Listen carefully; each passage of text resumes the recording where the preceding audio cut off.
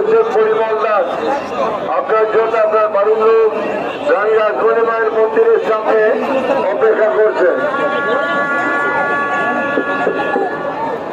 বিশেষ ঘোষণা, লোকমাতা রানী রাসমণির 232